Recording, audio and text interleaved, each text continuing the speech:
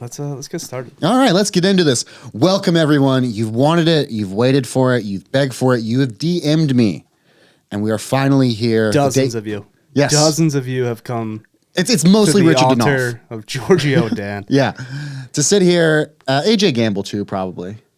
Any of the other MMA degenerate gamblers. Super casual, hardcore fans. Right, exactly. If you also think you know everything about mixed martial arts, but can't name a single fighter on the undercard, this is the show for you. If you want to talk to your friends about how the low calf kick changed the game, but have no idea how to throw a low calf kick, this is the show for you. This is Full Casual, the most casual takes on MMA on the internet. When's the last time you threw a low calf kick? Never. Actually, no. I lied. My drug dealer friend in college was actually he was fucking around, and then I low calf kicked him. He'd actually just hurt his leg too. Mm-hmm. Completely ate shit in the kitchen floor. Calf seems fine. I'm afraid to throw a leg kick anywhere higher because of Anderson Silva. Fair. They had just talked about that recently on the Weighing In podcast. The amount of times that it actually happened. I think we're at 4, right? Anderson was part of 2 of them. Yeah. No, but Weidman was part of 2 of them. It gets passed on, right? So Anderson, the Weidman, to Uriah Hall. So Uriah Hall should never throw a leg kick ever again. Oh, wait, no, Connor. Connor has to get, he was the last one. Yeah, but it wasn't the same. It was. It was just checked. It wasn't necessarily, it didn't like wrap around nasty. So you're saying the optics weren't as bad, so therefore Connor doesn't I don't think get it was to pass that bad on. of a compound fracture. So I'm asking you, is Michael Chandler going to break his leg in the fight against Conor No, McGregor? I think it's the curse that gets passed on. So Silva to Weidman to Uriah Hall. So Uriah Hall is next. Who does he fight next? Dude, I don't even know if he has Exactly, anything on and the that's cards why we right are now. the biggest casuals there ever have No, I been. literally don't think he has anything lined up at the moment. Is he still in the organization? I believe he was cut. I liked watching him fight. How are you going to do that to a guy? To Uriah Hall. Yeah. How do you do that to Anderson Silva towards the end of his career where you just feed him to like all these just up and comers to make a name off him? He stayed too long. I think Anderson Silva would be regarded by a lot of people as the GOAT. I still regard him that way. If he Anyone just who chilled watched mixed martial and arts retired during early. that time period and watched what he did, Anderson still should go down the GOAT conversation. The fact he doesn't anymore. Also, DJ. DJ doesn't get a lot of love for that conversation. No, and I think that's more against the quality of competition DJ fought, which wasn't necessarily his fault, but I think he's going to go down as has one of the longest careers in the sport. Let's put it that I way. think that resume is going to kind of age like a fine wine. You do? I do. So we'll see. We'll see. We'll see what happens. I think he's doing great things over at ONE FC. I wish he would have took that grappling match against Mikey. I think things like that will help. Mikey's a little too busy with Sneeko or whatever the fuck that guy's name is. Yeah, and Mikey's Who are all these people? Who So- are we? Yeah. But like, who are these people that are entering the MMA space? influencers. All the influencers. That All are the like, influencers. Like I knew who Bradley Martin was because of Dom Mazzetti.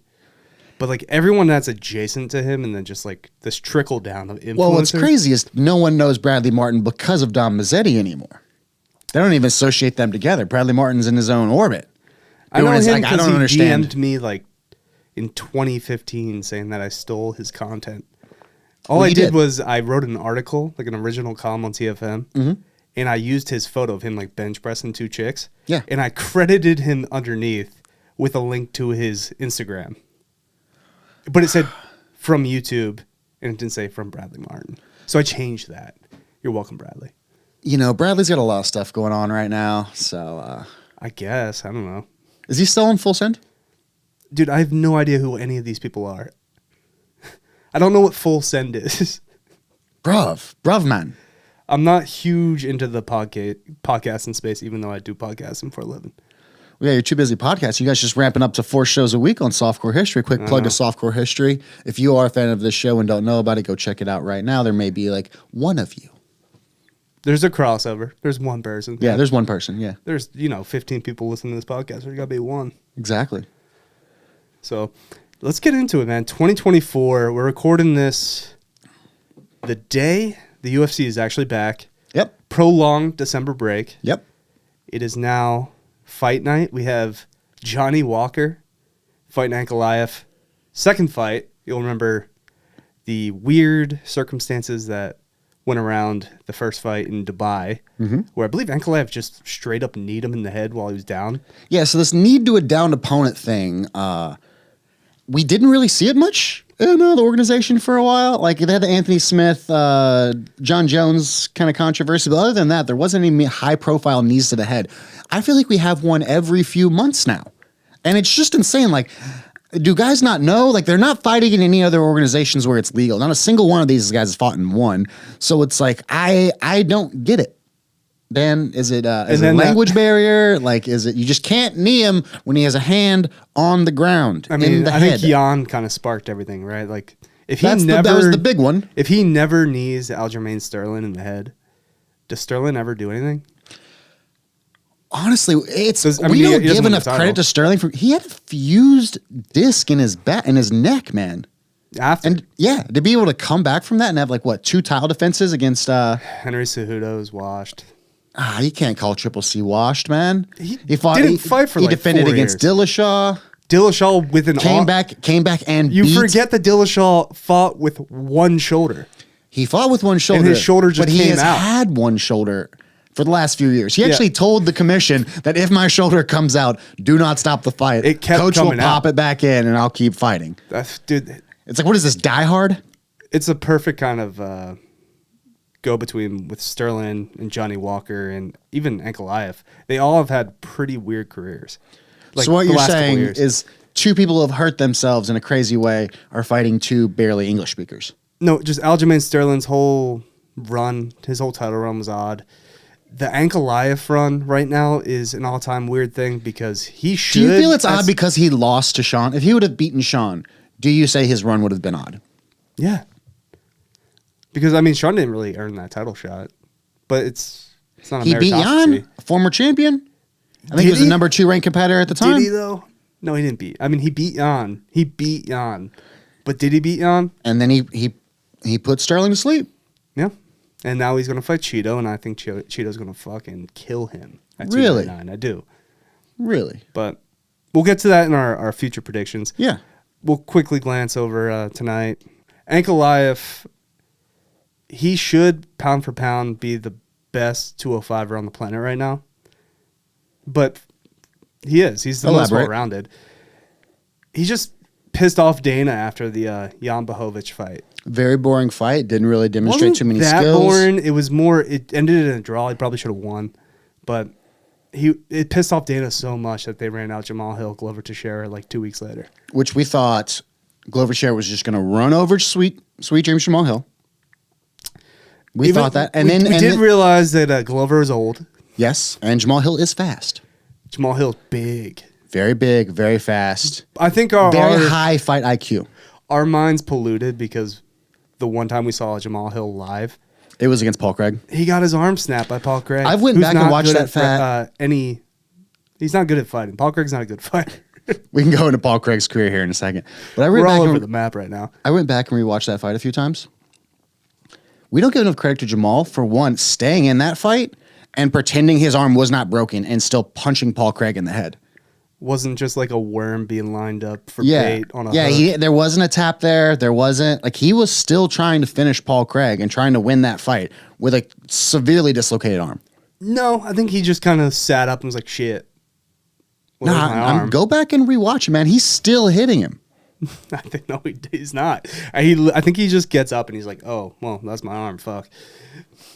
He doesn't. I You're- mean, he you're- doesn't like you're wince miss- or anything. There's no like reaction. That's He's what I'm just- saying, bro. That's a tough SOB. He is a tough kid, and I'm excited to see Jamal Hill versus Alex Pereira at some point. Yeah, I think that's the fight that's made, right? Hill's out for a while though because he tore his Achilles from a fucking basketball game. He is, but I think that's next up. He should. No, Pereira's not going to wait that long. I think Pereira's probably going to fight on 300 or before 300. I don't know. They flew Jamal out though. When the UFC flies you out to witness, No, he's going to get a watch- title shot as soon as he's available, but I don't think that's going to be until probably like November. See if we. He tore his Achilles. I understand that. That's an injury that some people don't come back from. Most people, most athletes. Yeah. You're never the same. No. No. Well, it'd be really interesting to see Jamal Hill. I wish him a speedy recovery, and to be able to come back and take that title. Another big storyline from today, from this Fight Night card. Just an absolute fumble by Manel Kopp. Really? I think he would have, all he had to do was avenge this loss to Nikolai, and he gets a title shot against Pantoja. Because, next up you have Moreno fighting Royval now, because Amir Albazi dropped out. That's in February. Fucking Moreno's 0-3 against Pantoja. Yeah, 125's all over the map. And then Royval just fought Pantoja and lost. He's not going to get a title shot. I think they're trying to fast track Manel Kopp to get a title shot and missed weight by 3.5 pounds. Not good. Hate to see it. Not good. Hate to see it. Fighters missing weight. How do you feel about that? Just in general, I think you should probably make weight. It kind of depends. If you've had a full camp, there's really no excuse. Well, most of your weight cut's done after your camp. Yeah, but if you have enough time, I imagine you should be able to make weight. You should have the foresight to plan everything out. Okay. If you're a last second replacement, I don't fault you for missing weight. Right, for being too big, for having your start too late. Because most of the guys get 10 to 15 of it off and then have about 20 of the water fast that they put off as well. Jim Miller just made weight. I don't understand how he makes that weight. Jim Miller's still doing the damn thing. Yeah. Hopefully, nothing but good wishes to Jim Miller. Hopefully he doesn't get hurt during this. He hopefully wins, gets uninjured, or stays uninjured, and then is on that UFC 300 card. Against who? I don't care. It doesn't matter. You just want him on? Yeah. He's on 100. He's on 200. He's got to be on 300. That's the story. You know who else? So we'll talk about stories.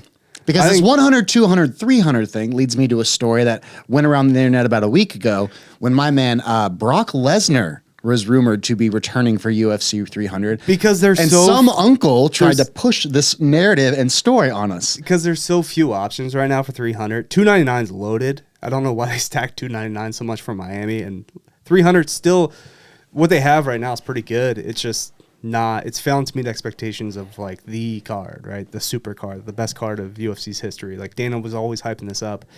Well, Dana has recently said there is a super fight going to happen. And he also said that somebody would return, obviously speculated in either maybe a Lesnar fight, maybe a Ronda Rousey fight. Okay, I never even went to a female super fight card. Yeah. You could bring Ronda in. Rousey is probably the only female that could. That could move the needle in such a way. Is there still a hunger for Ronda? I think she still passes the mom test. Because we're in Canada. I think you can ask your mom who's Ronda Rousey. She has an idea who she is. That's fair. I agree with that. But does that sell pay-per-views? I don't know. Maybe to see her fight Misha or something like that. Maybe Holly again. There's a storyline there. You could build something there. But Holly, I never really want to see Holly fight again. I'm thinking more of a very famous Canadian with 3 GSP. names. Yeah. It could be GSP. It could have been your fucking drunk uncle Chael throwing out Habib nonsense. He has made 5 videos at this point in time on if and when or could Habib be on UFC 300. He's got to is he just pimping out just fake narratives for the sake of it, or is he? So he says he's with Rafa Mendez right now, and he's training with him in San Diego. Here's the thing: if Islam's not going to fight during Ramadan, then I don't think Khabib's going to fight during Ramadan. Especially after he said he would never fight again. Go back on the words that of his dead father. I don't know if he would do that, but it would make sense. It would be cool to go 30-0 at UFC 300. That's the only thing that. Well, we definitely know it's not going to be at 155. So him versus Leon, which again, it would be at 170. Staring down the barrel right now, there's not a whole lot of options for 300 as the main event. Dude, if we get Leon Bilal for the main event of UFC 300, it's a total disaster. I think that's a real fight, and I would like to see that fight. I think I don't want to watch that. Bilal deserves it, sure, and it'll be so technically you don't want to good. see the best 2 fighters in the division currently fight it out to see who is the best? No, I want exciting fights. I've seen Bilal fight. I've seen Leon fight. It's gross. You don't. You don't main event 300 with that. You just don't. It's boring. You can main event another pay-per-view card, maybe like a 301, 302. You do it in London. Leon you do it in has London. star You don't power. Do it. Yeah, in London. I You think, do it on like a English card. You throw on Tommy there. Have Tommy Aspinall fight and defend his interim belt because he's never going to fight. didn't John Jones. they change the name of it? It's no longer the interim title. It's something else. What is it? God, this must be another Chael thing, but I think they call it something else now, like undisputed. I think he's the undisputed, but he's not the undisputed. Undisputed would be if he fought John and they combined the titles. Titles, right? Yeah. I don't remember. Tommy should definitely be on the 300 card. I don't care who he fights. You can have him fight Derek Lewis for all I care. I don't. Nah. I think he sits and waits. I don't know if he can wait. John might not fight Stipe till like MSG or like sometime in the summer. Maybe John might not come back at all. Fight So Week. John also had elbow surgery. Did you know this? Along with when they went in the tear, the pec, they went in and took bone spurs out of the elbow as well. I don't know if that's clean all some they stuff did. up, you know. Yeah, but that's like the cover up for. Did you see Stipe walk the last time he was at a UFC event? He's an old man. Yeah, He's a firefighter. He's a first responder. Great man. hero, some might say. But he is Like many of you who listen to this podcast. broken. He's a broken man. He's old. He hasn't fought in 4 years, 3 years, whatever. Was his Francis fight the last fight? Yeah, he got knocked out by Francis. Yeah, it's been a minute. Meanwhile, Francis is getting fights against Anthony Joshua. I think it's supposed to be top 10 heavyweight boxer. Are you pretending not to know who Anthony Joshua is? No, I'm saying the fans already know you're a casual, man. You don't have to be more casual. You're not listening to me. I'm saying Francis Ngannou is technically a top 10 heavyweight boxer in the world right now. They ranked him in the top 10? Yeah. Good for Francis. That After just tells losing you one the fight. state of the heavyweight Division of boxing. division of boxing is Francis is already a top 10 guy. Off a loss to Tyson. That one knockdown, man. That's all I needed. He won the optics. Yeah. That's all. That's all you need is the optics, man. It's going to give him somewhere like a $10 million Making a boatload of money. fight. I would like to see him just knock Joshua's head off. Joshua. So here's the difference now is Francis no longer has the element of surprise. Yeah. It's like, hey, he can kind of box. Oh, also, you have to be on your P's and Q's. I think, I don't want to say maybe he thought he was going to run through him a little bit, Tyson. I don't think maybe he didn't take him. I thought he could just box this guy up. He had the Usyk fight lined up, yeah. already booked, and then they had to reschedule that because Francis surprised him. Yeah, that's true. This is an MMA podcast. It's not a boxing podcast. And we'll never talk about a certain boxer. Who's that? I think we should make a hard and fast rule. We don't bring up One boxer? a group of brothers. Really? I think we The should Island talk Boys? about We them. should never bring up the. I like the. What? Yeah, the Island Boys. They're never going to be brought up. No, on the show. never on this podcast. Oh man, this is ridiculous. But for real, back to 300, back to Leon. You don't like the Bilal fight. We have these crazy super fights supposed to be announced. Who could this be? Like, would Nate Diaz qualify as a super fight? Dude, if I'm not even kidding. If Nate or even Jorge came back for 300, I think they hop the line. They would jump Bilal. And yeah, I would much rather prefer. It's not a better fight, but it kind of is. If you give me Jorge versus Leon, I finally. Oh, you're definitely not getting that. You're not getting two pieces of soda. But even if you got Nate Diaz, I don't care. I think Jorge Nate Diaz is a possibility at 170. They're supposed to box. They are. But yeah, it would be cool if they fought. They fought again. first. Yeah. You just need fucking names for this card. It's 300. It's supposed to be the biggest card of all time. Yeah. I do like what we have right now, what we're working with. Yeah. We got Figgy and Cody. That's fun. Very fun. The fact that Cody got that fight. I think Figgy's going to knock Cody's head off. I think so as well. Cody's got a bunch of good wrestlers around him right now, though. He's got Chase Pammy out in Vegas, former Cal Poly wrestler, two-time NCAA runner-up. Does that protect your chin, I guess? No, but maybe they're working on some different game plans. Figgy's known to stay and bang, so it's like, how do you take him out of those positions? How do you frustrate him? I think frustrating Figgy is how Moreno won a couple of those fights. And the ones he lost, he fell into. Figgy's getting up there game. in age. He's Brazilian. You have no idea how old he is either. Could be 75. Truly. Yeah. I heard he was half wood elf. He starched Rob Font, though. I've never put any stock in Rob Font. He's been a top 10 guy. It's just Figgy coming up, moving up weight. I did not expect that. Just domination. Yeah. He's not cutting as much weight. His muscles are fuller. He's hitting harder. He's happier. I think this is one thing that us casuals take for granted sometimes is we don't realize how much cutting weight sucks. And I don't remember it. I've repressed it. I've lost like 20 pounds in the last couple of weeks. You should use the word weeks. We're talking hours, Daniel. Same thing. Are you trying to I unintentionally did it too. tell the audience, you're trying to like set a low standard for yourself in case they call you small in the comments? So the first episode, I am like, small. hey guys, I'm just letting you know I'm that 200 pounds right now. You're still over 200. Barely. Depending on the day. Remember that day I asked if you were breakfast. I asked if you were like 190 and you got so mad at me? Yeah. You were so Well, I got up to 220 again and I was pretty full. And then I went to Europe and then I lost all the weight. Dude, that's what a stomach virus will get you. True. Truly. Yeah. I heard you had to navigate a lot of things, a lot of sicknesses, a lot of situations. I got food poisoning on the plane. That was fun. Yeah. It was fun on my way to Portugal. So. God gifts his toughest battles to his strongest angels. Yep.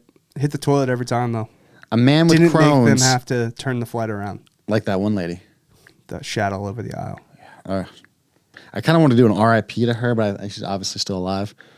But What if she's dead? from emotional embarrassment? I would kill myself. Or make merch You don't want to be the lady that shits herself down an aisle. and makes A the plane dude turn could back do it. around. I don't know if you want to be a lady that does that. You're definitely eating mukbangs on Facebook Live after that on your car kind of thing. Because like even remember the fucking shitty ass gun girl? Which one? Was it Kent State or something? Speaking of which, talking about guns, if any of you are going to be out at SHOT Show this year, your boy going to be there, so come find me. She was like a total grifter, right? So she would always like take photos with guns. She had curly blonde hair or whatever. But she's only remembered now for shit in her pants. As she should be, Daniel. As she should be. Can't escape that. Can't escape it at all. But let's get back to, so 125, we kind of briefly talked about that. Yeah. It's in a weird spot. 135 itself is going to be crazy because Sean's not going to fight regularly. Like I think we'll see him twice a year. he's going to pick and choose his spots. The guy that's the best in the division is not going to get a title shot. Who do you think that is? It's Merab. Why don't you think he got a shot? Because I don't think Dana cares for him, and he's not entertaining. And Sean's just not, like, Merab versus Sean doesn't sell. And Merab does 4 Instagram lives wearing the jacket. We got it going. That's all he needs. Merab's he just the needs a little best help around in him, a the little division. team. He deserves the belt, but it's just, he's never going to sniff it as long as Sean has it. And I think if Cheeto beats Sean too, which I think is going to happen, Cheeto kind of gets the rub from Sean, which apparently according to Aljo is not that much. Like Sean's pretty popular online, but he's not like the biggest pay-per-view sell, and that's maybe why they're loading up $2.99. They're trying to maybe So you're saying, some numbers. are you calling Sean O'Malley a plant right now? Are you calling Sean O'Malley the Kevin Hart of the UFC, Dan? I need you to go on record and say Sean O'Malley is the Kevin Hart of the UFC. No, I'm saying Sean O'Malley is popular with the kids. That doesn't translate to pay-per-view buys. So you're saying the kids can't force their parents to buy pay-per-views? I think they illegally stream it. Really? Yeah, Really? it's weird. How would one go about doing such a thing? We're not going to say so because then Dana will hunt us down. That's true. That's true. Remember when we tried to do commentary from some of the older fights and they pulled it down immediately? Yeah, but we found a workaround where Joel put it on his phone. Oh, I like that. No, we did it. You were there. Yeah. Well, I forget these things. I'm a casual, Dan. Well, no, you don't forget things because you're a casual. You forget things because you smoke a lot of weed. And that's what brings you people this great, lovely entertainment today. Why you hating, man? Why you hating? You ain't. I'm not hating. 135 is in a weird spot because Sean, he's a prize fighter, but he's champion, so he's going to pick and choose who he fights. He beats Cheeto. Where's Corey? I want to see Corey. Where's that man? Well, he tore his bicep, right? So his last fight was kind of boring because he had to wrestle because he had a torn bicep. But he is one of the most exciting guys in the division. One of the most dangerous men ever. I think if Cheeto wins, then you're talking maybe Cheeto rematches Corey for the belt. Because I think that sells. I don't see Cheeto winning. I think the volume and the output still isn't there. And I think if you're going to Sean can't knock out Cheeto. I don't think Sean has to knock out Cheeto. I think Sean He's knows he going has to put him to death. But I think Cheeto's going to hit him hard. And he's going. I mean, Sean's got a decent chin on him and everything. He's never really been tested that way. And I mean, the on fight did prove that Sean does have a chin. He has a strong heart. He has a strong will, and he has a strong mind and a good camp behind him. I can see Cheeto dropping him multiple times. He's long. Sean's fast. Sean's crafty. But Cheeto hits. He does, and he has a gas tank, and he always keeps coming. His gas tank is because he never actually. The biggest problem with Cheeto is he doesn't pull the trigger. It's very Tyron Woodley-esque. You know it's in there. But Woodley didn't have power like that. I think Woodley did at that division during certain times. You're also forgetting how old Woodley was when he transitioned to the UFC as well. He had already had a very extensive career in Strikeforce. I'm just calling it. I think Cheeto's going to beat fucking Sean. Okay, a little friendly wager on that. Because it's going to be a lot like the Rob Font fight, where Rob Font, I think, outstruck Cheeto like 2.5, 3-1. But Cheeto dropped him like 4 or 5 times. We will obviously have another episode before the Cheeto-Sean fight. You, the lovely listeners and fans of this show that doesn't exist yet, let us know what our bet should be for the Cheeto Vero. We got to get a gambling sponsor before we start throwing out picks, Do we? No. Well, this is brought to you by my bookie, Aaron. Yeah, our buddy. Go sign up with Aaron. He's not my friend. Telegram link in bio. $200 deposit minimum. No, I think if you the first time you lose, I get like a $300 boost. Yeah, nice. I like that. And all of you go lose at Aaron at Telegram. You got to pay him 5-6. I don't get any of the. I think I actually have to pay your for you if you don't pay him. So. Oh wow, is that how it goes? Yeah, if if I vouch for you and you go sign up for Aaron, if I vouch for you and you don't pay, yeah, it's on me. Oh man, our fans are gonna run you ragged. Daniel. That's how the mafia works. No, because I'm not gonna go to bat for these people. No, you know why it's not gonna happen, Dan? Because we're gonna give you the best picks you've ever had. We're calling these things card for card, everybody, and hopefully we'll bring you some of the very best guests.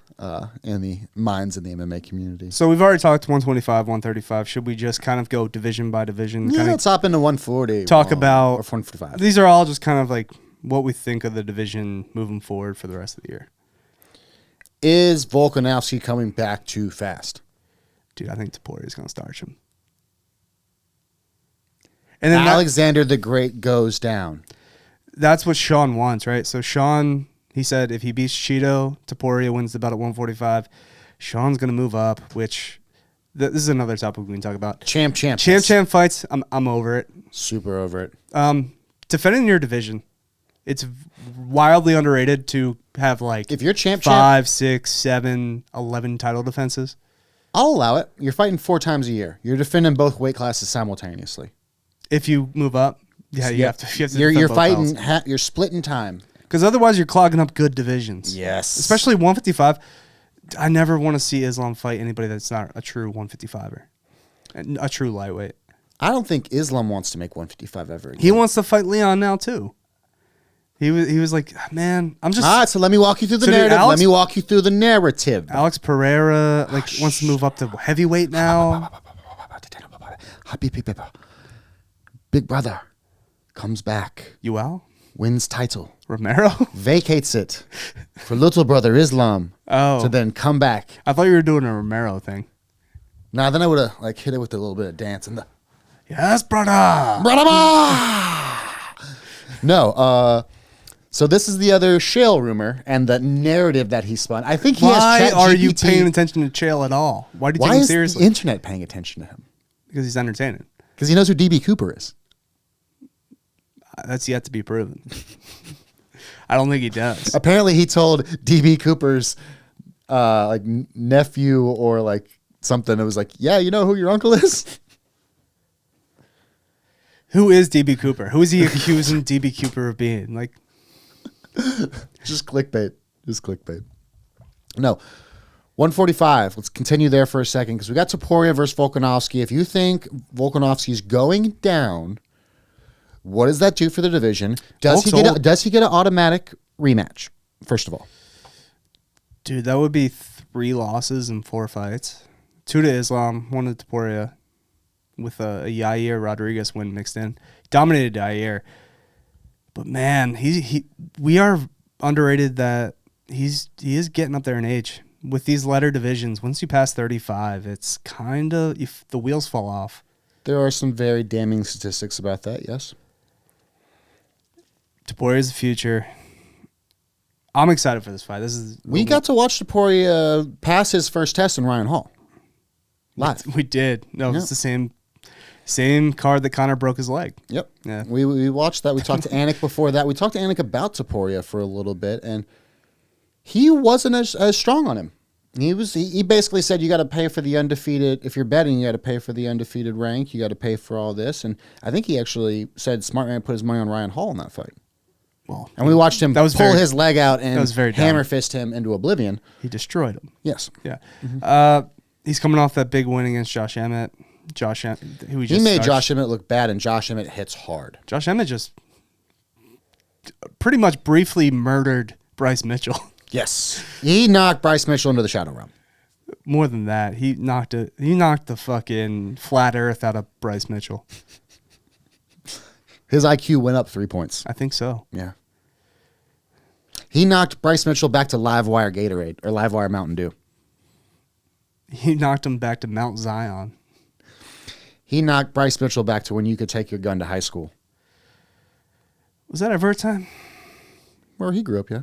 Before Columbine? You know, your gun rack. Goddamn kids in trench coats, they ruin everything. Ruining everything. Back in the day when you could bring your gun to, third period bio. Mm-hmm. Yep. Just testing some chain reactions. What do you think study hall was for? Mm-hmm. Cleaning your gun. Just popping some rounds off. Yeah. You had first period off so when you came maybe back here in from Texas. Yeah, who knows? We should ask Tim. Friday Tim night, Friday Night Lights taught me that you're like a 14-year-old kid going to the bar and your dad's pickup. Yep. Skipping class before practice, like Tim Riggins. I knew some kids in high school get drunk before football practice. Yeah, Josh Gordon made it like his entire career hammered drunk and then got sober and sucked. Yeah, that happened to a lot of talented, addicted athletes. If something works for you, just keep doing it. It's clearly not negative. You're already doing a thing. Or the good outweighs the bad. Hard on your body, right? Mm-hmm, mm-hmm. You're already hurting yourself for money. Mm-hmm. Why not hurt yourself a little more? How do we think about gas in UFC or MMA in general? So Sean Brady was just on Rogan. I don't know if you gave that a listen. Your hometown Philly boy. He is, and he's also headlining Atlantic City. He is. Against Vicente Luque. Yeah, he was definitely calling out for the Colby fight. But you get in the Luque fight. Dude, Colby's not going to fight anyone ever again. He shouldn't either. I have no desire to see Colby fight. I mean, he needs money. Is he down bad? Probably. He's got to be. He fights like once every 2 years. And no one likes him. Yeah, if he needed money, though, I would think he would want to fight more often. That was such a bad performance. That was so bad. And you finally get the title shot that was so undeserved, and that's what you finally put it's out. His third one. Yeah, but I mean... Against someone not Usman, yeah. Yeah, I get what you're saying. Against someone when they claimed Colby was the second best guy in the division. If it wasn't for Kamaru Usman, we'd be talking Colby Covington. And it's just a title shot that he didn't deserve at all. Like, he just hadn't fought in how many years, and his last fight was a loss. And his best wins, his career will go down. His best wins are 2 losses to Kamaru Usman. Yeah, that's why I would love to see him fight Sean Brady. 2 of the grapplers in the division, as he called it. I would like to see Sean Brady get back. Sean Brady works him. Me too. I like him. You're Philly boy. If I want to see anybody fight Colby, just get 2 guys in the division I hate and just mash them together. Him and Bilal. Why do you hate Bilal so much? Like, I understand his swaglessness. He has no swag. He's so lame. I respect him as a fighter. He's just lame. And he's a decision machine, even though he knocked out Sean Brady. But that was really it. That was the first knockout in UFC history without a significant strike. Really? That's not a real stat, but all those punches that he landed on Sean Brady were not hard or significant at all. I don't know what. As a Dan stat. We should. All right, from here on out, we will have Dan stats. I think not real statistics. I think Sean but things that Brady we say. was just dehydrated or some shit in Dubai, and the moment overtook him. I think he actually passed out from just maybe. That's not quite far from the truth. No. So Sean's entire team and camp got sick in Dubai, Yeah. and they were all having Weird. lots of Weird how that problems. happened, huh? Oh, the Weird. American got sick in the Middle East against a Middle Eastern fighter. And apparently, Sean had a lot of self-doubt going into that, too. He talked about it on Rogan. He says losing that fight also got the monkey off his back. And he had some internal No more perfect record. Yeah, those internal conversations about holding up that perfect record and, like, being the next guy and, like, staying on this path. All right, since we already skipped the welterweight, well, let's just clear out our predictions for welterweight then this year. End of the year, who's your champion? I have an answer. Go first. It's Shavkat. Shavkat Rakhmonov. Shavkat is the motherfucking future. He deserves a title shot. I don't care. Amazing fighter. Wild. Interesting last fight. Every fight he has a finish. He does. Knocking people out, choking people out from their feet. Remember when he came back and beat Jeff Neal? Yeah. It was kind of like a bulldog choke? Yeah, like over. It was Or was it bully choke? Yeah, bully choke. Yeah. That fight in particular is why I have a little bit of reservation. I think Jeff Neal's really good. And I'm just not giving him credit. Yeah. Especially on Jeff the Neal feet. and Rob Jeff Neal's- Font are the same person to me, even though they look nothing alike and fight in completely different weight classes. Jeff Neal gave Vicente Luque like brain bleed. I think Sean Brady walks through Vicente Luque as well. I think we were high on him for a minute when he. Oh no, Had a couple I'm of really interesting high fights. on Sean Brady. Yeah. Which is why I don't like Bilal at all, because he ruined my boy's perfect record. He needed it though. It's the stepping stone, man. I think he reevaluates it. It was a little early in his career. You know, black belt in jiu-jitsu, in that Philly jiu-jitsu. Is that legit? It's real. He spent 10 years in the gi. Spent 10 years in the gi, son. There's got to be some type of like universal kind of Got a grappling win over Craig Jones, son. regulations. He does. He did beat Craig Jones in a grappling match, but it was more. 1,800 to 1 odds on that, son. I think Craig just kept pulling guard, didn't he? He sat in guard the whole time. We never got past frames. But Sean said, I knew I would win that if I just stayed on top and didn't get swept. Because optically, yeah, it was a UFC. Well, there was a UFC sign. UFC Fight Pass. Fight So, Pass event. There yeah, were they're no gonna- heel hooks allowed. There was some interesting things going on. But yeah, Craig could have swept him, could have toe hold him, could have knee barred him. I think that also shows you how strong Sean Brady is. To be able He's to an hold ox. him off like that. Like a freaking. It's got that like fucking Delco Philly blood. Was it? Did Bilal get a little bit of the Habibi rub before that fight? Because he was out training with him. Habib was like, brother. I'd be embarrassed if I was Habib. Like, I wouldn't want to be associated with fucking Bilal. I just want it. It's bad for the brand. Like, nothing but killers, and then we have Bilal. Why you gotta do my man like that? Why are you such a Bilal stan? Mostly because Anik was on him early. Sure, man. And because I felt really bad about naming him No Swag Bilal. He Or has Bilal No Swag Muhammad. he has every opportunity. Like, he is perfectly fine in the cage until he gets a microphone. There's he's been awful. plenty of fighters who have been amazing in the ring and terrible on the mic. I know. Do we just expect that much more from our fighters now? Do we We expect do, them because to be it's entertainers? kind of this like almost pro wrestling era, right? Like, you gotta be able to talk on the mic now to get any type of push. Why does your social media following and I your don't think ability that has to, anything to do with it, but like just in the sense of- I think the whole thing, you just have to kind of like, you got to win your fights, you have to be entertaining, And you have to, when you get on the mic, do the proper call outs and do the proper thing. Do the thing. Just do the thing. Just listen to Shale, right? Listen to Uncle Shale. Yeah, but don't do a bad Chael, right? Like, Chael was good at what he did because he's actually funny and witty, right? But now he's where saying Colby's he's like, not. Yeah, we Colby stumbles over his Colby words. all the rope to hang himself with. You have to, because And Colby I think he'll stumble as- over his words more than I do, which is impressive. The MMA community need to take some responsibility for what happened to Colby. Because we just kept, I'm not saying we as a proverbial we, I had nothing to do with this, kept gassing up these actions. We kept bringing up the story about how he was almost cut and then had to recreate himself into this character. And actually behind the scenes, Colby is the best dude and he's so sweet and he's been nothing but awesome to me. I don't know. I'm not going to take the side of a guy. I hear that like it's all an act or whatever. And he's just doing this so he didn't get cut. But but now we've created a monster. Your best friend doesn't just like up and leave you, and you guys don't have this like blood feud after. If you're like the nicest, sweetest dude. Do I him and Jorge? Yeah. Yeah, it is. It was interesting to see that separation there, but competition between teammates and friends, and emotions get high, and the people who are closest to each other hurt each other the most. I guess. I mean, Jorge and Dustin seem fine. That's true.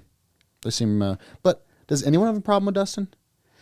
Like Dustin's Connor had a hard time having a problem with No. Dustin. So Dustin kind of skates by, but he's kind of low key. He's a little scummy. Yeah. Do we talk about his next fight and how he's coming out as an underdog? You can go out right now on a Dustin Poirier fight and get him as a dog for like minus 150. Benoit Saint Denis is the fucking guy. Like, yeah, I think Why have we not talked about him if he is Mr. Himerson? Because he's coming up, right? He's the next 155 kind of got Larry Ben David is showing up. We'll transition to lightweight right now. So the problem the last couple of years with lightweights, it's the best division in the sport, right? Easily.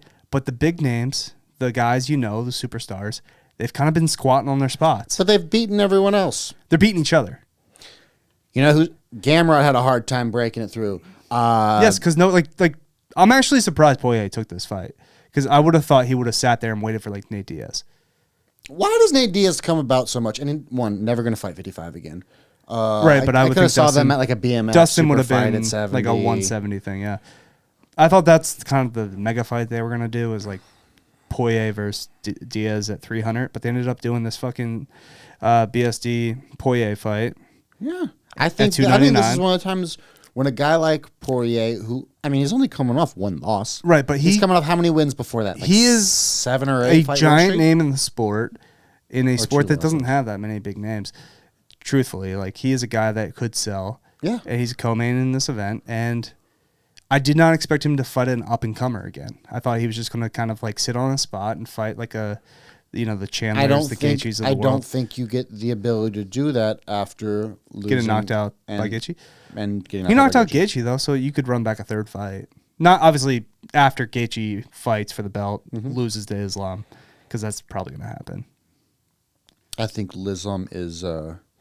Islam's here to stay. And I'm really glad they're not doing the Oliveira Islam fight immediately, because, dude, we saw that, and it's just going to happen again.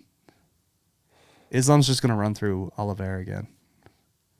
Charles has been interesting of what's been going on. I would like someone, if anyone's out there and has some inside information on what's going down with Charles, scheduling the fights, pulling out of the fights, getting hurt, because he had that massive eye cut before the last one that caused the first pullout, and then the second sparring one, too hard. The second one, he just said, "I'm not doing it." Right? No, there was sick. It was lined up, and it was just the gash on his. No, that's why he got pulled out the first time. Yeah, but then he was supposed to fight him again. No, there was no second fight lined up. Lined up? No. Okay. So I'm glad they're doing this Arman kind of like number one contender fight. I think Oliveira's going to win that fight, but I'd rather see Arman kind of sneak out the win. Just because I want to see Arman fight Islam again. Sarukian's big, bro. Yep. Sarukian is big. I think the only guy that can potentially give Islam a good fight is Arman. at this point. I mean, we already watched them fight once. And it was a really good fight. It was an interesting fight, yes. How much longer? Can Islam, was that the last fight? Is that his next fight? And then he moves up to 70? He beats Arman and then, relinquishes the division? I don't think we see does him he want there the that much record, or longer. does he want to tie Habib? I don't think he gives a flying F about any of Title defenses in that. lightweight? Not a single Habib one. has the record of what, 3? He has 3 defenses, but I don't think that's the record. I think that's the record. I think lightweight's so good that, the record is only 3 title defenses. We're going to have to look that up. As full casuals here, we have no access to actual stats, nor do we do any prep for this show. It's not that, man. I think that the lightweight division, there's so much turnover with who wins the belt that I think 3 title defenses, which is Habib. Habib has the record. I think it's 3. Dan stat. Just going off the top of my head. It's good. Off the dome, as they would Firing, say. yeah. From the hip. So, yeah, I think Islam probably is your champion at the end of the year again, still with the title defense over Gaethje, title defense hopefully over Arman. And then he relinquishes it? No, I think he might try to, run it up. I don't think you understand how much trouble he has making weight. You think he wants to move up to 170? I mean, I would take him over Leon. I would take him over anyone at 170. Really? Yeah, who's beating him at 170? Sean Brady? No. I'm coming off as the biggest Sean Brady stand. Not if I see, if Bilal's knocking you out on your feet, Islam's got really good stand-up, and it's only getting better. That's true. It's very true. Just head kicked Volk into another stratosphere. What do we do with Conor McGregor after the Michael Chandler fight? And what happens in the Michael Chandler fight? And what weight class is it at? I think the 185 is a troll. Could you imagine if... No, I think it was serious, but I just don't think Dana's going to let it happen. I think both of them would love to fight each other at 185. You're telling me Conor McGregor is going to fight at the same weight class that Alex Pereira did at one point? It doesn't matter the weight class. It just matters who he's fighting and the relevant size to each other. They're just oversized lightweights. I get it. But juiced to the gills. I think it was Conor just saying, little boy, little Chandler, I tell you when the fight is, I tell you the stipulations, I tell you to jump, you ask how high. Yeah. I agree. Chandler's wasted an entire year of his career chasing Conor to get this stupid fight. Chandler made all the correct moves. Shouts out to Mike for getting the bag. He's going to get the payday, but no, and his YouTube channel's doing numbers right now. Would it be funnier if Conor just eventually was like, never mind, I got somebody else in mind? That would be really funny. I'm not going to lie. I would probably do a reaction video to that immediately.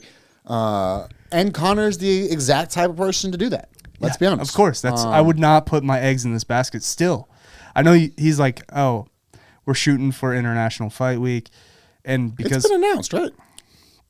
Not officially. Conor announced it. So it's nothing signed. So the UFC has not put out a graphic yet? Okay. No. They're still working. But everyone believes it's the worst kept secret in sports that it's happening International Fight Week. Sometime in the summer, yeah. Because they're going to split up Conor from 300 and right, because you can't have your sport's biggest star fighting on the biggest card of a life. Because 300 is going to sell no matter what. Yeah. And a Conor fight is going to sell no matter what. And that is proof. Remember when he fought Cowboy? Mm-hmm. That, if you go back and look at that card, the prelims, everything, total dog shit. We were there. No. Cowboy. Oh, the Cowboy Conor card. Yep. Absolute ass. And it still did like 1.3 or 1.7 million buys. Yeah, that wasn't even a pay. Well, it was a pay-per-view, but like it wasn't. It was a dog shit pay-per-view, and it was Conor Cowboy as the headliner. Right. Well, he had to be. Yeah, I remember that, and it was over super quick, and everyone was super disappointed. I feel like we were watching it together for some reason. We were. I think. Maybe at the studio. I don't know. Somewhere. Only time and the internet could tell. Mm-hmm. But yeah. So what happens? Does he beat Chandler? So it's at 170, or is it a catch weight? It's going to be probably 170 or whatever. I think Conor probably beats him because Chandler, for whatever reason, doesn't use his best asset ever. He only wants to be an entertaining fighter. He's only about that action, bro. About that action. He's all about that action. And Conor's got better stand-up. I think Chandler's very hittable. I think Conor still has quite a bit of power. From the little inside knowledge I know of Conor's camp, they say he's looking good. Mm-hmm. But if Chandler training used hard, any wrestling at all, he could win this fight. he could have said the same thing about Eddie Alvarez. Mm-hmm. Could have said, well, I think that was the greatest performance Conor's ever put out. First, he was at his peak against Eddie Alvarez. You think that over Jose? Yeah, I think because Aldo, who knows what it was one shot, right? Like Over Chad Mendes? He showed his grit and grind against Chad Mendes. His best performance, like pillar to post, is Eddie Alvarez. Because Nate Diaz he too. worked Eddie for 5 rounds. Mm-hmm. And Eddie was that whatever, dude. However many rounds. Yeah, Eddie was him for a minute. Eddie had the In dog. all of the divisions and all the in all the organizations, Eddie has been him. Lost a lot too, but As he does, even in bare knuckle. Mm-hmm. Still a fun fight. It's still fun, amazingly fun fight. Philly dude. That's what Philly guys do, though. We lose. That's true. We love to lose. I think he was. Sorry about that. Training recently with Brady and all those dudes in Felder up in their crew in Philly because or talking about over COVID he was because he was in ONE FC still having to compete. Him and Joey Pfeiffer. Mm-hmm. Dude, talking about a strong dude, Joey. Allegedly supposed to be strong, punches harder than Francis Ngannou, which, all right, no. So here's the story. No, he doesn't. Here's the story. You ready? They're at the machine. Yes. He does it 3 times. Yeah, but there's a science to it, like where you hit it. Like you could bring your girlfriend to the punch machine, and she does it exactly how you're supposed to hit that machine, she'll put up numbers. So you're saying the man who hit the hardest in the UFC and the machine that they used to track how hard he hit and who held the record because he hit the hardest in the UFC just got that record broken by a guy who just kind of knew how to do it when I think you're telling me a guy from Philly figured it out? Yes. I think he went Trick? No. I think he went all out, and I think Francis probably kind of went 50%. So you're saying the man who hits the hardest in the UFC took a little mustard off it? Or maybe the numbers are juiced because they don't want Francis to have that record. This is anti-Francis conspiracy. For the UFC, of course. They're trying to drag his name in any way because he left.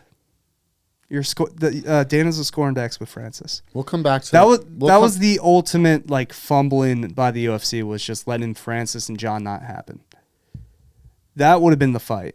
That would have been like one of the biggest fights in the history of the sport. We keep saying that. Does Francis fight in the PFL? No, never. He's a boxer. I don't think he's ever gonna like. If he loses to Anthony Joshua, what's next for his career? Just feed him tomato cans. It don't matter. Maybe you do it under the PFL banner. You have like a boxing match or like pay-per-view, a boxing PFL pay-per-view.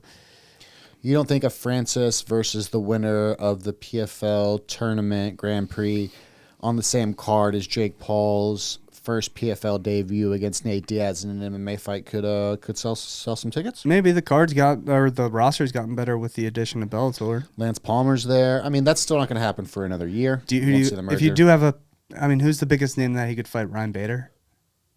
Bader's the Bellator champion.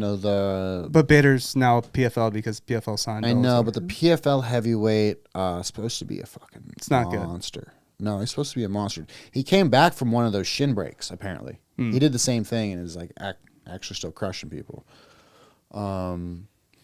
Dude. But back to it. Now we have to restart the clip for the Clips channel.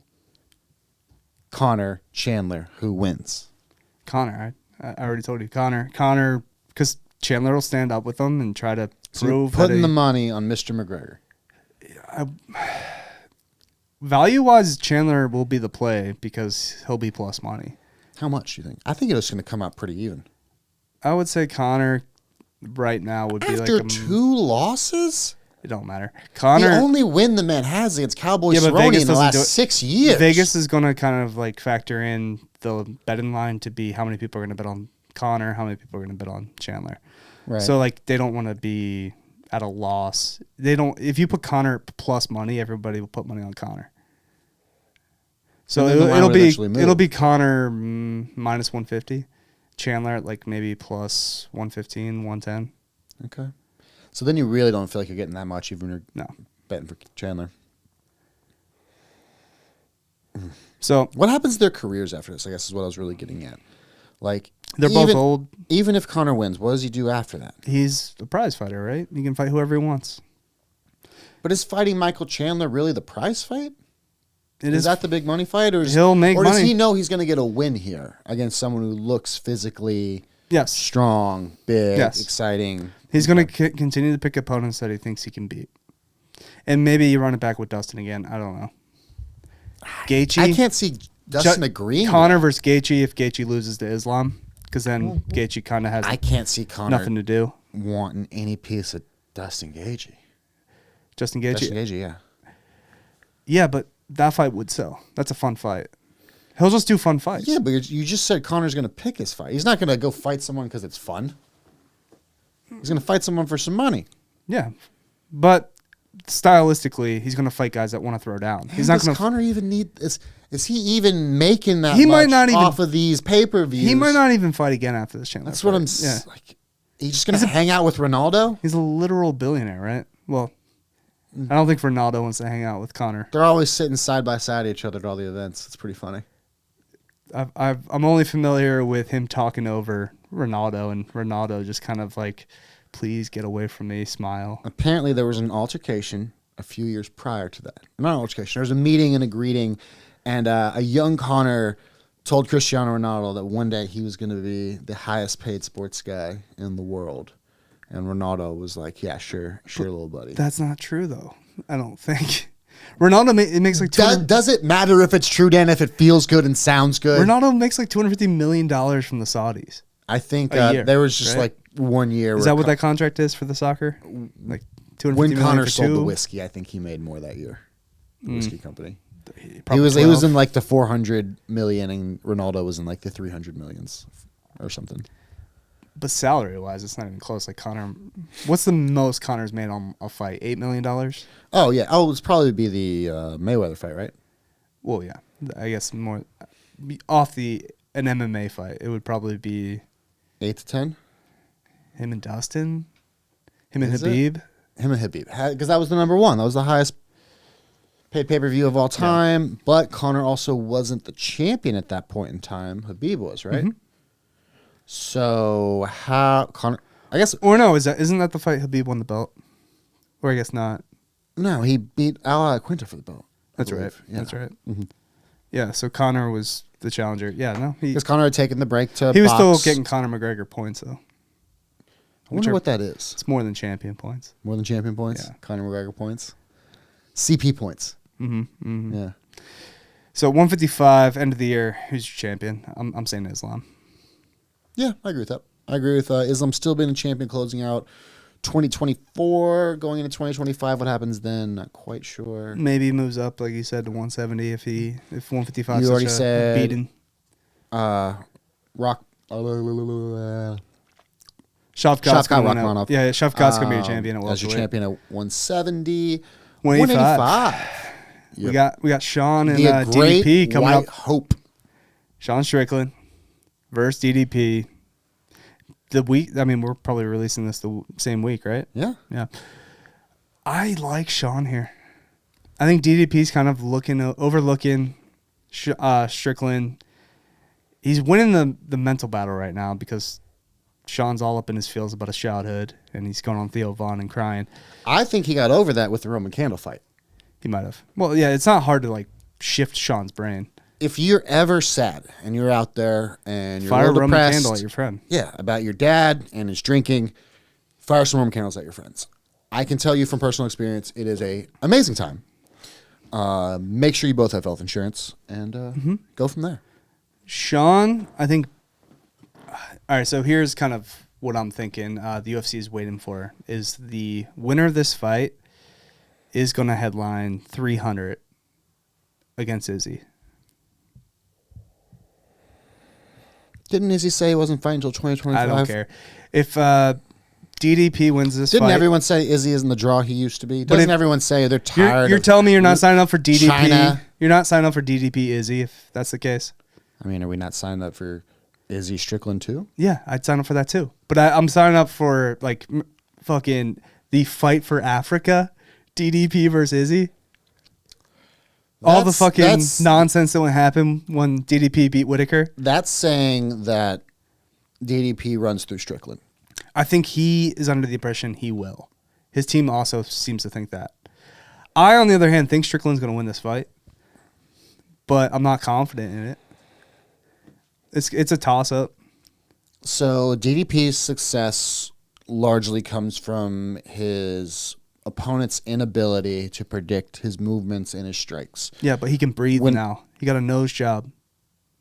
Nose job DDP wrecked Robert Whitaker. Full rhinoplasty. I had never really given Robert Whitaker that much credit. Robert Why? Whitaker and Robert Whitaker's are the same awesome. person.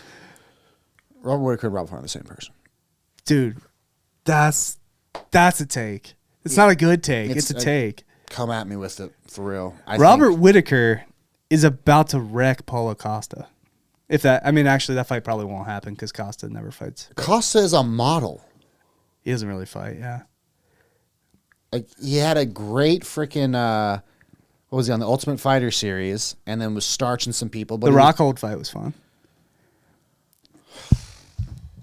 It was fun. With Rockhold's just like rubbing all his blood on him. The fight itself, though, you're doing this thing again where you're like talking about fun, interesting But it was fights, a but we're fun not fight. talking about the elevation of the sport and competitiveness. All right. Well, Costa versus Romero was also a fun fight. That was a fun fight. That was interesting. That actually is the one where I gave him the most credit. That's the one where I have the least hate on Paulo Costa was his performance in that fight. I just don't think he's it. I was kind of bummed we didn't get to see him fight Chimaev because I kind of think he was going to beat Chimaev. I was about to bring the Wolf up. You really think Paulo Costa would beat the Wolf? Chimaev hasn't fought anybody at 185, and That's not true. He fought during that Usman. 5-fight streak. He fought Usman, And Usman. He's fought at 185 multiple times. but he hasn't fought a true 185er. He fought Usman and he fought Kevin Holland. No, he had another fight at 185 as well. When he was in that run where he was on Fight Island, he moved up to 185 and fought That's another thing too, man. He used to fight every 10 minutes, and now he fights once a year. I know he has like visa issues and everything, and He got COVID really bad. he gets sick really hard. I don't think we know to the extent. That's why he has no gas tank, because he's always sick. Yeah. Damn, I gotta go bleep that now. What? The C word. The C word? Yeah. Why? Because it dings. You know, I just want to start us off on the right foot. People are going to think you said something else. Yeah. Well, cool. The other C word's better. No, I don't know. Maybe it is.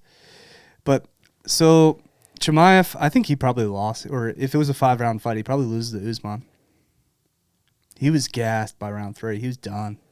That is something that I bring up about Chimaev is that it seems he's waning at the end of the 3rd round. We haven't seen him in 5-round fights yet. Mm-hmm. We haven't seen him in championship rounds. I think DDP is a problem for him. DDP is big. I think Strickland might be a problem for him. I think Strickland would just outpace him. He would lose. Like, Strickland gets wrecked in the 1st round, but he survives that, it's over. Like, I think Strickland would beat him for the next 4 rounds. Here's where I push back on that a little bit. Sean Strickland's good coming forward. Mm-hmm. Chimaev's going to come forward too. I do like that Sean Strickland has a black belt and he never uses it. No, apparently that really hurts some people's feelings. There was an interview with one of his black belt teammates, and apparently his coach is not the head. Well, he's big Brazilian sad. He make man sad. Before he attacked DDP at that pay-per-view in December, he apparently was sitting next to Craig Jones and Volk, and telling Tony Ferguson and David Goggins, he was screaming at him that jiu-jitsu doesn't work in front of Craig Jones, which I don't know if that was a troll. It might have been. Craig may, in some weird way, agree with that. Like, he may separate MMA grappling from jiu-jitsu a little bit. I don't know if he would go as far as say jiu-jitsu doesn't work, but I think Craig Jones would repost a Derek Lewis meme about jiu-jitsu's not working. Just standing up. I mean, he named a freaking just stand up. Instructional over it. Just stand up. God damn. Man. It don't work. You don't. I mean, you could, when you go to 10th Planet, truthfully, if you wanted to, you could wreck everybody. Look, man, we don't talk about practice. We don't talk about the number one 10th Planet school in the country, 10th Planet Austin, winning the 10th Planet intramural duels for the second year in a row, baby. Well, in your weight class, as a former D1 wrestler, Jiu-jitsu is a real thing, man. You can run them over. Jiu-jitsu. You can just kind of bully them. So I had this conversation with Colin today. There's one of the purple belts here at 10th Planet, former college wrestler at the University of Minnesota and the University of Illinois, respectively. Colin, and we talked about it. We talked about the whole concept of just standing up, because he's teaching some people now about if you're not enjoying the position from where you're at on bottom, you can always just stand up. And my response to that is jiu-jitsu people aren't. Bottom is the favorable position. This is why Mikey Musumeci is like on these long rants now. Aljamain Sterling's being called talking all kinds of smack on the internet, saying don't pull guard. It's yes. like, well, that's their advantage. You're gonna end up there anyway. So let's talk about this for a second. Having knee to elbow connection when pulling guard sets you up in a very structurally defensive position. Using the ground as a defense element, as Danaher would say. The majority of submissions through ADCC have came from the bottom position. Depending upon weight class, it could be higher or lower, but it has been proven that bottom is the most advantageous position to submit someone from. I don't know if that's because you are safer and the top man is having to engage your guard and reach into your guard into a way and allowing you to counter that. What that created is no one ever stands up on you, Dan. No one ever tries to get off bottom because they want to be on bottom. So that also is why jiu-jitsu people don't practice takedowns. Like, everyone's really into this whole gotta train my takedowns for ADCC now, gotta train my takedowns because I want to be a better wrestler. And I'm just like, why? You don't need to. Taking a shot in jiu-jitsu isn't really advantageous for you. High single, maybe. Sweep single, maybe. You know, your over-under battles are going to be super important. Your body lock position is going to be super important. The whole Uchimata trip game is really popular now. Being good at wrestling in jiu-jitsu just means you can be on top if you want. But most people are going to pull guard. Would you rather be on top? No, because everyone wants to pull guard, because statistically you get more submissions from bottom. That's what I'm saying. That's the whole problem with everything. It'll eventually be a stalemate, right? Like, if you just kind of hold serve. You get tired, man. It's just boring. Like, being in someone's closed guard and holding their hands above their head and both of you just kind of look at each other. You guys kiss. I mean, that's basically what you should start doing. It's showing that you, as the top man, aren't doing enough to break that closed guard and pass it. It's showing that him at the bottom man is resulting in, like, staying in this certain position. And, yeah, I don't know. It's not inducive to what... It's not representative of what would traditionally happen in a street fight, and everyone always goes to what would happen in a street fight, and it's just... All right. With that said, who was your champion at the end of the year at middleweight?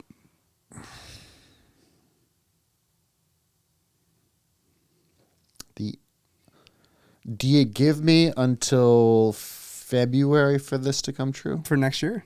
Mm-hmm. I'm gonna say, like, I want to be able to be into February 2025 and still be correct. Sure, we'll give you till next February. Who is your champion at middleweight? He's a problem. Think about it. Up and comer. Got a lot of sauce on him right now. Who? Bo Nickel. I think Bo is. I don't think Bo's gonna have a title shot by then. That's why I wanted until February of 2025. I think 2026 is maybe a better. 2026 is a long time away, Daniel. He hasn't fought anyone. He's going to have to fight a couple ranked guys first. They're not just going to... Did Sean O'Malley? No, but they're gonna definitely. I would say they're gonna What's lay different this. for Bo? They're gonna lay this path for Bo. So you're saying the man who's walked out there and had the 3 highest point spreads in MMA history in his last 3 Dude, fights? the last guy he fought was a last second replacement. He wasn't a regional circuit guy, was he? He might have. He kind of was. Yeah, he wasn't a UFC fighter. He was like a guy they signed. No, I think he was already in the UFC. Uh-uh. No? What was his name? Like Woodruff or Yes, Dude, he was like a last second. I think he was a regional dude. I don't think he has a full-time contract with the UFC. But they're throwing Bo's already Sean on. O'Malley didn't put his Bo's on 300, right? So that's his next fight. That's his against a top 15 guy. His right? it'll be his coming out party. So I think he needs one more fight after that. Yeah, I think he does that in later on that year. And then I the think they're going to style give shot. him Chimaev. I think he works Shemaev. Oh, I think he could beat Chimaev, yeah. I think Bo may take some damage from Shemaev. I just think it's going to take time. Like there's a little bit of a build. We're already talking gas tanks in a 3-round fight. That's clearly going to be a main event fight. Yeah. Bo would put it on him in those championship fun. rounds. Like I think Bo could lose the first 3 rounds and then finish him in 4th or 5th. I don't think that would happen, but I think he could do that. I think end of the year, you're a champion at middleweight going into 2025. I think it's Izzy. Think he's back? I think Izzy comes back. I think he gets that rematch at 300 against Strickland. Or if DDP wins, I think it's DDP Izzy. I think Izzy can beat either or. People think Drickus is a star, man. People are on this Drickus train, and He kind of has been. He's got all this kind of pub from stuff he himself has not done. And people Like are attributing that to him. I know Strickland like acted out on him. So did Izzy, just out of nowhere because he does say some. Izzy could have like brushed that off and been like, "Dude, you're a white South African, whatever." Yeah. Izzy didn't come But off no, well Izzy there went off and said the N-word like 17 different times. because he wanted DDP to say it. But Right. Which, man, what an alternate universe that is. I think Izzy maybe he's taking some time right now, but he maybe gets on some gas. USADA, USADA's gone. USADA's gone. The whispers. You get Izzy on some gas. You have him fight the winner of Strickland DDP. He wins the belt back, and then maybe just kind of coast. And I think he doesn't fight again. And then We were already mad at him about that. We were already mad at Izzy about just like running back the guys he's already beaten, fighting Robert Whitaker. But he fought pretty often, right? So if he came back on, Kind of, but like outside of his early few, outside the Paulo Costa fight, after that, how excited were we to watch Izzy fight? I was never really that excited. But I'm just giving you my prediction, okay? I think he's going to win the belt again and then just not fight again. But if he doesn't, then I would say, even though I think Strickland's going to win this fight, it's kind of hard to call who. Strickland's not going to be your champion at the end of the year. I can't see that happening. He's a bad man, and we keep talking about how much he doesn't get hit. Yeah, but he also is a decision machine. So he's not like the most entertaining usually. I mean, who are his real losses to? Pereira? I mean, that's really excusable. Jared Cannonier. Also, very like a former heavyweight who's supposed to have the fear of God in his hands. I guess, is that what happened? If Strickland wins this fight, does he fight Cannonier? What is going on with Cannonier as well? I think he's just kind of waiting, right? Yeah. Dude, I mean, Jared had a shot against Izzy. We kind of looked at Jared for not pulling the trigger. I don't want to say Tyron Woodley-esque again, but when we look at some of these fighters who we know have the power, we know have the pace, we know have the athleticism, and they wait and sit on it a little bit, it's... I could also see Izzy just go to 205 and fight Pereira for the belt. Stop this. Stop it. I know. But Stop it. You're telling me... I'd rather see Pereira fight Tom Aspinall. For sure. But you're telling me Izzy, Pereira, what would this be? I guess technically the third fight in the UFC. Stop it. The fifth fight altogether. They would definitely... That would sell. Izzy, Pereira, 3 at UFC 300. That would At headline. 205, Izzy gets hurt, I think, there. That would headline.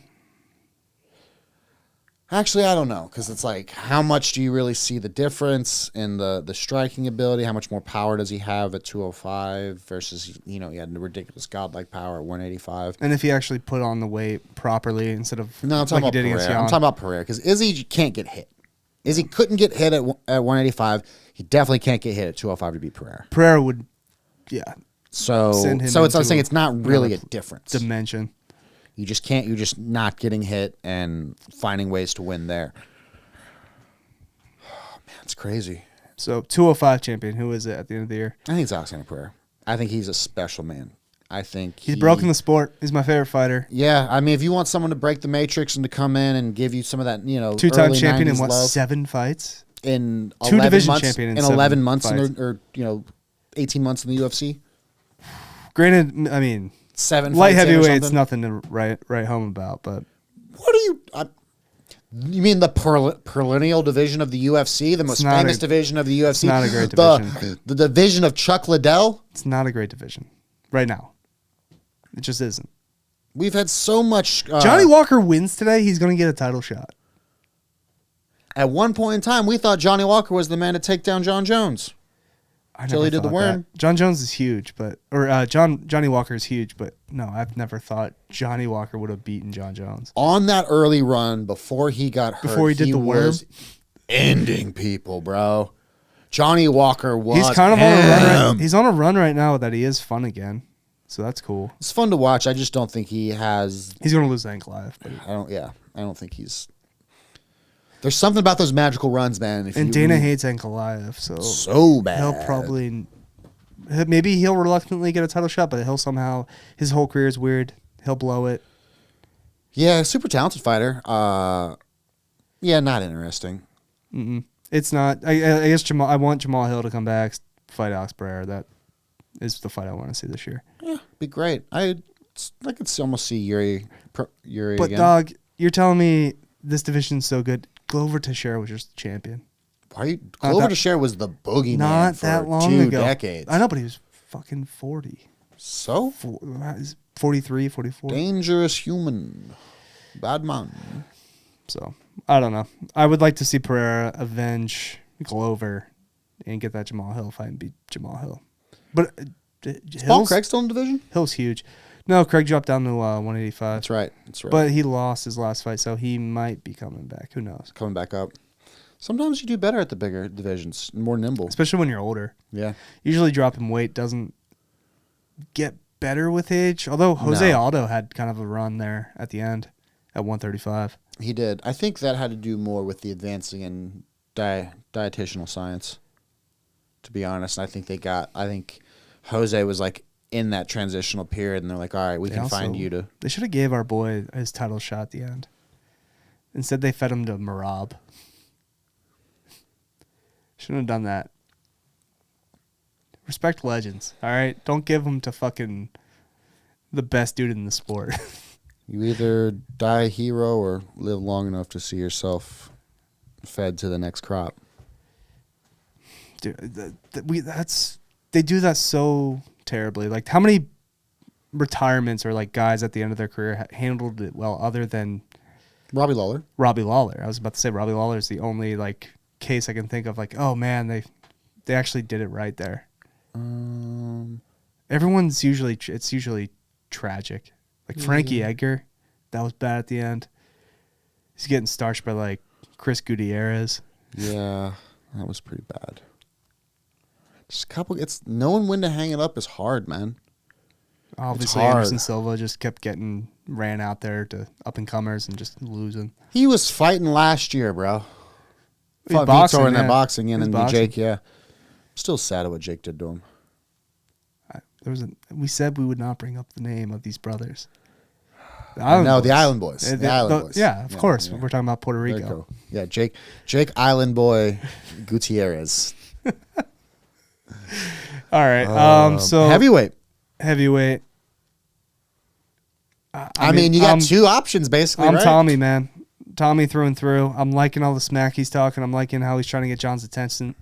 John wants no part of him. I like this movement by UFC Twitter or MMA Twitter to gaslight John Jones into saying that he's afraid of Tommy Aspinall. I think we should hop aboard that. It's not true, but we need to like at least continue to scream it from the mountaintop so John Jones fights at Aspinall. Why do we want to see another legend fall? You want him to beat Stipe? Well, obviously he's going to beat the shit off Stipe and then retire. He's just going to retire. Then we're going to have a vacant title.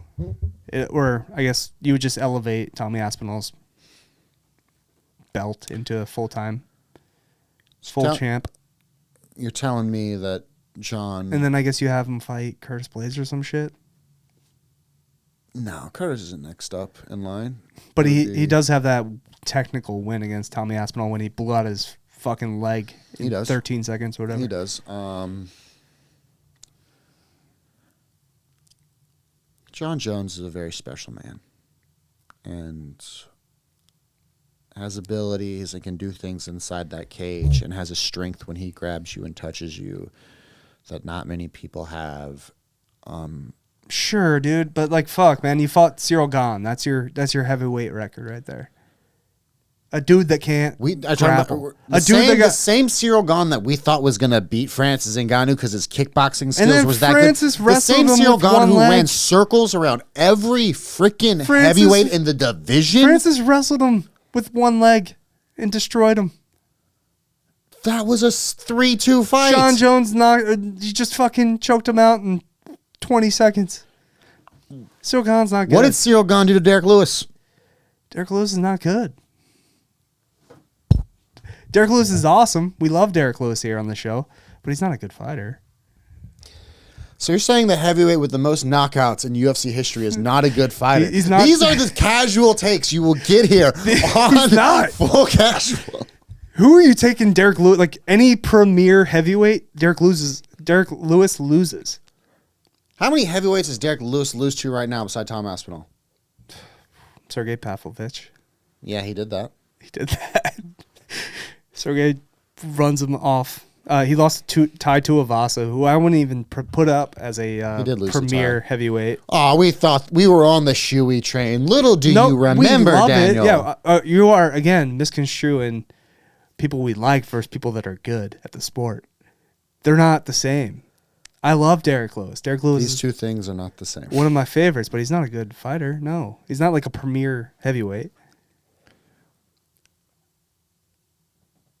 John Jones has been on autopilot. He hasn't fought anyone. He fought fucking Cyril Gane. That was it. Cyril Gane also destroys Derek Lewis. That's what I'm saying. We were hype on Cyril for a minute. A Cyril versus Tommy Aspinall fight would be fun in England or France because of that rivalry between the countries. I'd love to see them fight each other. That'd be a good fight. But I think Tommy risk Tom losing? No, because Tommy steamrolls him.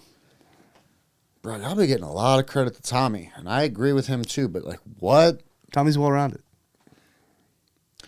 Also, what legend does Tommy beat? What former champion has Tom Aspinall beat? He just starched Sergey Pavlovich. So one up and comer beat another up and comer that we were all betting on who looked scary. Pavlovich was peppering dudes to death, and then Tommy went in there and starched him in a round. Tommy's that dude. John Jones is a different man. John Jones is also getting old. He is. He's a heavyweight. You can be old, but I don't. With age comes wisdom and experience, and the fight is our highest fight IQ he also the lost sport to has ever Dominic seen. Reyes. You can't take the belt from the champion when you lose the last 2 rounds. Dominic Reyes won that fight. He won 3 rounds. He just did. He lost that fight. It's a fight, Daniel. It don't matter. John Jones is going to be Stipe this year. He's going to retire, and he's going to kind of like not do it in the octagon either. He's going to kind of to troll Tommy because he almost seems annoyed by Tommy at this point. Yeah, sure. He's going to kind of do what Connor's done to Chandler and have him chase him. I think he's going to have Tommy try to chase him, and he's just going to eventually retire with like a press conference in a year or 2. Or a tweet. Yeah, he'll just retire with a tweet. He'll retire with a... Never mind. So I guess your champion technically at the end of the year will be John Jones, but he will not fight again after the Stipe fight. So you do think the Stipe fight is happening this year? Yeah, in like November. All right. I think that might be a good way to end it. This first episode, up and coming preview of the next year. The most casual episode you'll ever see in your life. I don't think so. I think we've ran through some names that I wouldn't technically think casuals would come up with off the top of their head. Or like, just shooting from the hip. If you want to take we had no these names, rundown. Yeah, no. But this is fun. We went through an hour and a half pretty quickly. Hopefully you guys enjoy us two together. Wait, who's your heavyweight champion at the end of the year? No, John Jones. Yeah. I think John Jones might fight Tom before the end of the year. I don't think he fights Tom at all. But we need to gaslight him into thinking he needs to. I think John beats Tom and then retires. And I think he's a little annoyed that he has to go do this now. He should. You can't be like the greatest heavyweight of all time with like 2 fights. When you beat, Stipe's old as hell, dude.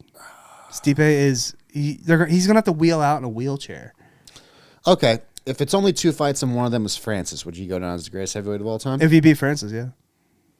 Because the heavyweight division, Francis and Cyril had a war.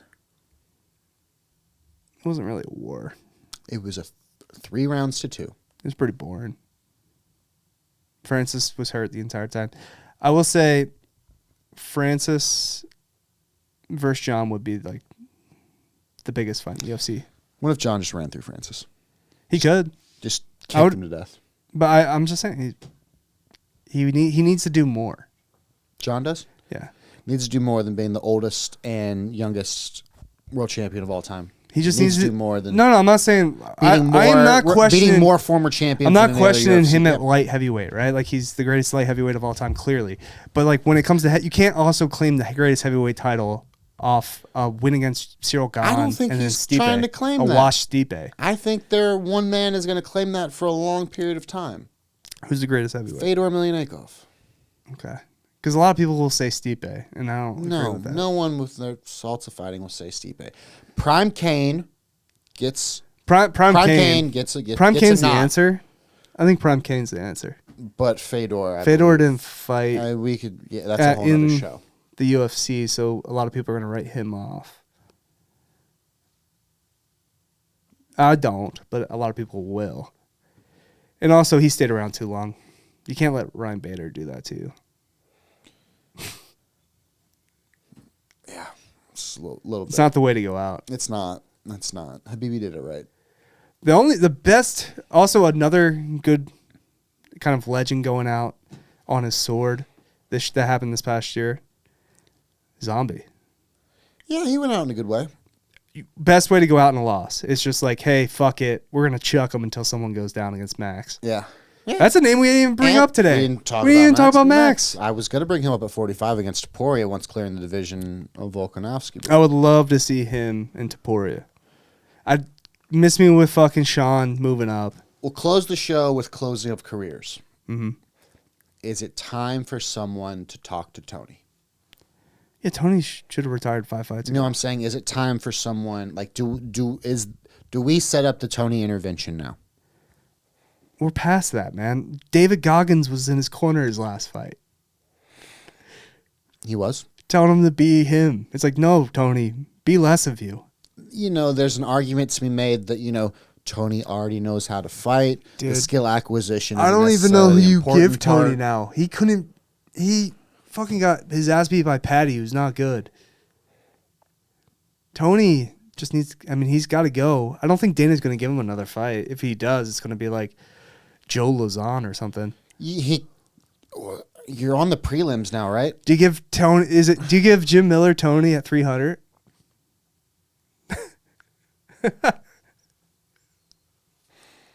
I wouldn't feel bad about that. I probably bet on Jim. I probably bet on Jim Miller. Oh, for sure. But Jim Miller knocking out Tony Ferguson at 300 would be hilarious. Oh man, it just sucks to think about Tony that way because he's slid into full Anderson at this point. It's worse than Anderson. This is the worst it's ever been. No, this is full BJ Penn. Yeah. That's what you do. UFC 300. You bring back BJ Penn, and you have BJ Penn fight Tony, and the loser has the record for most consecutive losses. At 180, probably. I don't care. BJ Penn is so thick now. So thick. Just bring him back. Who cares? Let him and Tony fight, and the loser has the record for most consecutive losses. Oh man, That's sick, Daniel. And That's I sick think in that's that. how we go out is with our first episode is the BJ Penn, Tony Ferguson, make it happen. For the most losingest man in UFC history. Yeah. That's the super fight the fans are calling for. You're not watching that at 300? I am. That's awesome. And with that note, this has been the first episode of what will be a long and drug out podcast. This is Full Casual. I am Giorgio. This is Dan. Later.